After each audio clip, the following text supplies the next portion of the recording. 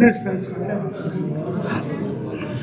सुनवाई आज उद्देश्य है मेरा कि जितनी हमारी पीड़िता हैं, क्योंकि हमारे यहाँ महीने में 2 बार सुनवाई होती है और जितने हमारे पास केस आते हैं उनसे संबंधित अधिकारी हमारे यहाँ सब मौजूद रहते हैं और जितने जो भी समस्याएं हैं हम कोशिश करते हैं कि उनका तुरंत की तुरंत निस्तारण करें। जो कोर्ट में केस चल रहे होते हैं उनका तो एक अलग मामला है कि क्योंकि वो कोर्ट पे ही छोड़ दिया जाता है।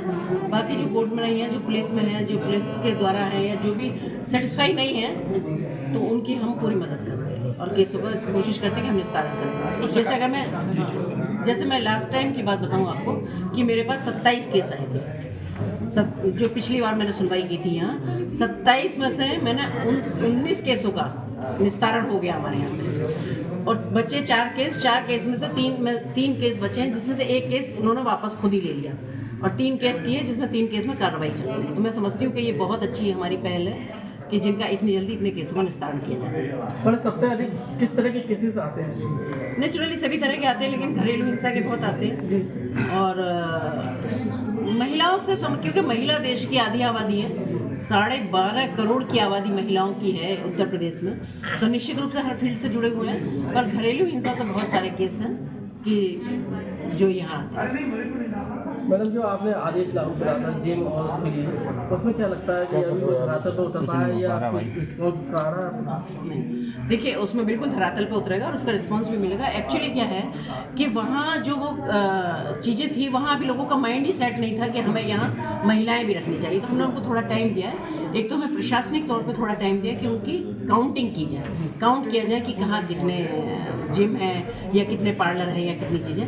दूसरा ये भी है कि क्योंकि उनका माइंड सेट नहीं था, तो हो सकता है उनके साथ उन्हें ये प्रॉब्लम आ रही हो कि हम इसमें काम करने के लिए महिलाएं कहाँ से लाएं। तो इसके लिए हमने उनको थोड़ा टाइम दिया है और उसमें भी हमने उनसे कहा कि अगर उनको महिलाएं नहीं मिल पाती हैं तो उनको महिलाएं हम देंगे, क्योंकि हमारे पास बहुत सारी सोशल ऑर्गेनाइजेशंस ऐसी हैं कि जिनमें महिलाओं को प्रशिक्षण दिया जा रहा है। तो निश्चित रूप से जब ऐसी महिलाएं वहाँ होंगी तो वो आत्मनिर्भर भी बनेंगे, उनके काम मिलेगा, रोजगार मिलेगा और उनको भी हम सुविधाएं दे पाएंगे। उसके बावजूद भी अगर प्रशिक्षित महिलाओं की कहीं कोई कमी आती है तो हमने डिसाइड किया है कि हम ऑर्गेनाइजेशंस के थ्रू या हम जैसे भी कोशिश कर सकते हैं तो हम इस तरह के कुछ और प्रशिक्षण केंद्र हम खोलेंगे जिसके थ्रू हम महिला वहाँ से निकाल पाएंगे। तो इसलिए हमने थोड़ा टाइम दिया।